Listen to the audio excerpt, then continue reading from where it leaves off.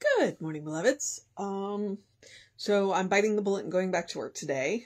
My eyes are playing tricks on me today, so yeah. And I'm in the room by myself today. There's no cat in here. Foster gave up yesterday and was like ultra snuggly. Like he was like wrapped around my neck.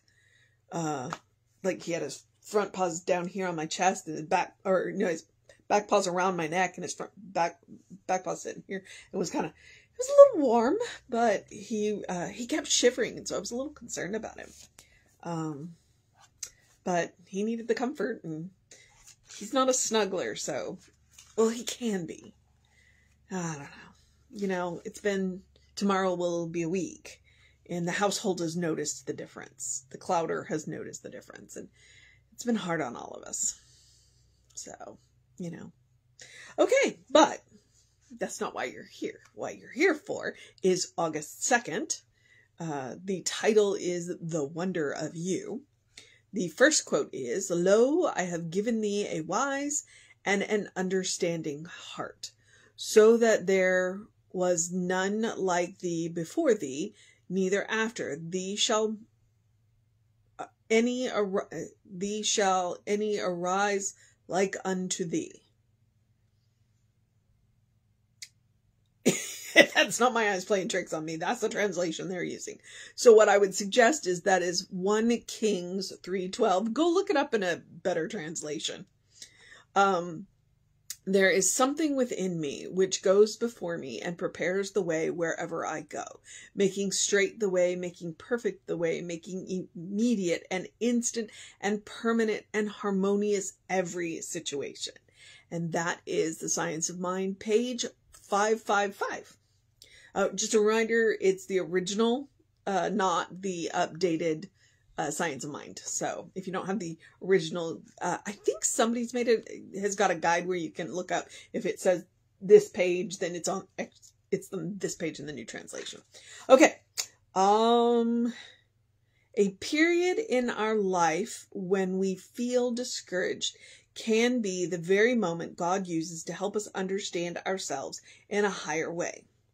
At times, we may feel that we have had misfortune unfairly thrust upon us, yet there can be no growth within the soul of the person who lacks the courage to admit responsibility and assume authority over their own life. Our individual brushstrokes on the canvas of life are vitally important. Never forget that we are each uniquely important and special, endowed with great capacities in ways which have never happened before, nor will ever happen again. We are originals, and as such, have a most important function to fulfill. Ernest Holmes tells us that we shall see ourselves as we really are, forever held in the bosom of the universe, the children of God. I am the master of myself. I am capable of choosing the attitude I wish to possess. I claim the wonder of my uniqueness. I am an original. The answer to any question I may have is inside myself. I trust God. God's love flows through my entire being.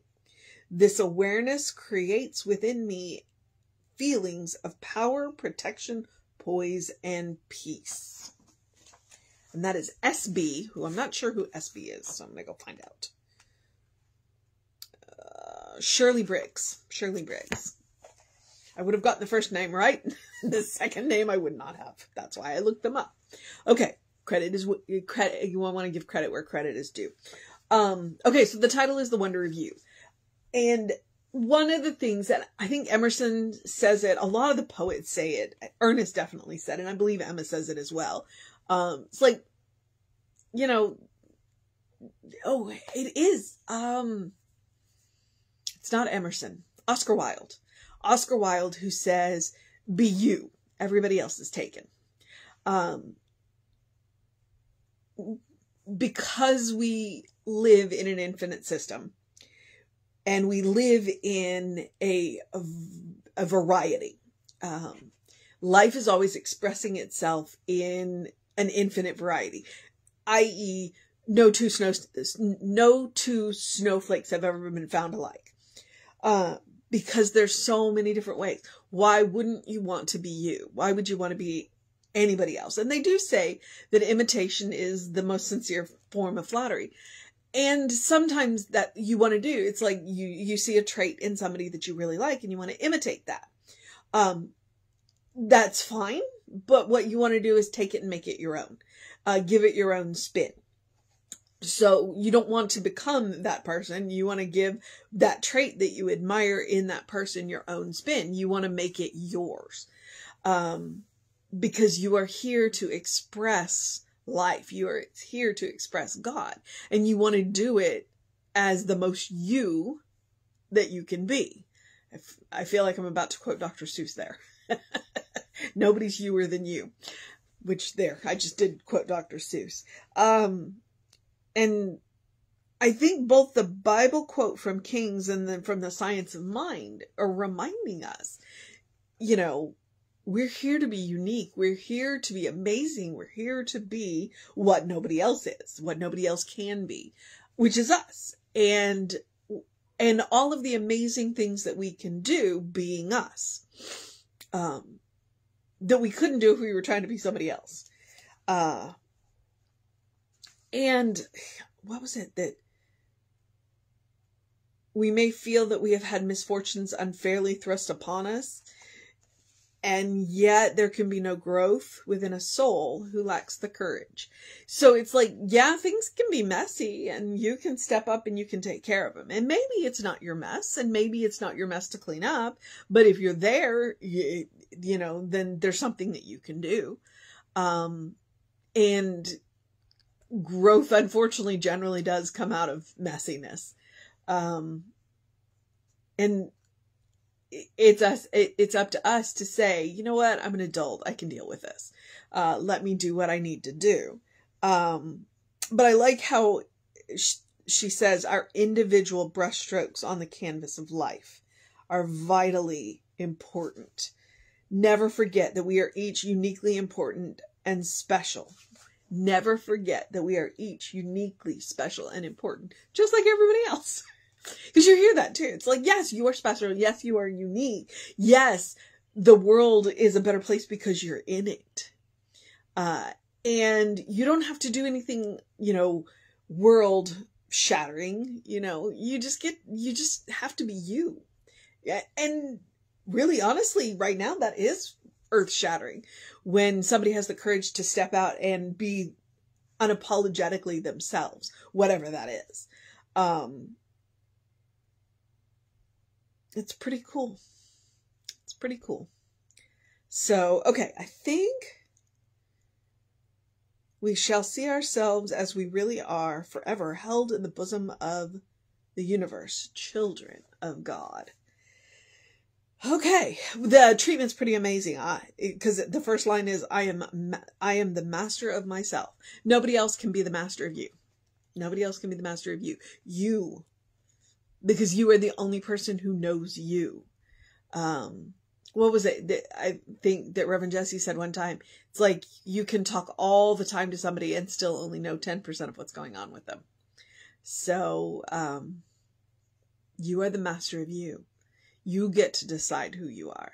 You get to decide in the ways in which you grow and change. And you get to decide the ways that you get to be amazing. So, let's see. That first line, a period in our life where we feel discouraged can be the very moment God helps us to under ourselves in a higher way. And I get that. I wish it didn't have to be that way. And it doesn't. You can grow and change in ways that are not traumatic. But when you're dealing with something, that's typically when you decide, okay, I've had enough of this. You get a hold of yourself and pull yourself out. And you can use the help of other people, you know? Yeah. Okay. So the mission today, should we choose to accept it? I'm not so sure.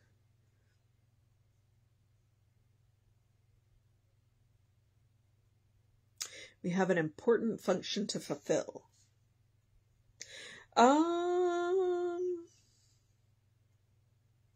Okay, you know what? The mission today, should we choose to accept it, is to choose the attitude with which we wish to possess. I'm going to take it out of her affirmation at the bottom. If we are faced with a challenge, if we are faced with, as one of my friends in ministerial school says, a growing edge, which I'd never heard before until I got into ministerial school, a growing edge, which is an invitation to us to grow, to change. And yes, frequently it is challenging. So the mission today is to choose our attitude. To choose our attitude.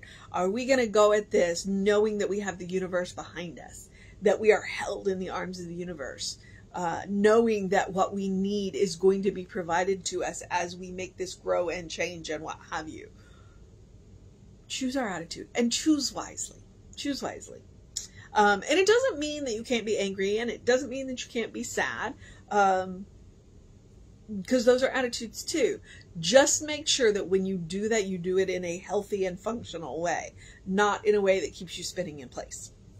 So, that is what I know for today. The other thing, as always, I suggest do something loving for yourself, do something kind for yourself, do something compassionate for yourself, whatever it looks like. Big, small, does not matter. Point is, 1, it is self-care, and 2, it is about making sure that you are actually getting out and enjoying something. We can get bogged down in the minutia of life, and frequently there are things that need to be done that may be sad and melancholy. I want to make sure that you are taking the time to do something that you enjoy. Engage all 5 of your senses and actually enjoy it. Okay? Life is meant to be enjoyed. So that's part of my whole, yes, it is self-care. And part of self-care is making sure that you're enjoying life. It is about creating a habit, a first response, a default setting, of self-care. But it is also making sure you're enjoying life. You are a beloved child of God. You deserve to enjoy your life. Are you going to enjoy every second of it? No. Is it possible? Maybe. But you got to start somewhere. So practice on yourself. You deserve your own love. You deserve your own kindness. You deserve your own compassion. And create a bank. Because some days you're the one that needs a little extra. So if everybody's creating the bank of love, kindness, and compassion, that's how we create a world that works for everybody. So, all right. I also encourage you to do something to engage your mind and your body. I do encourage you to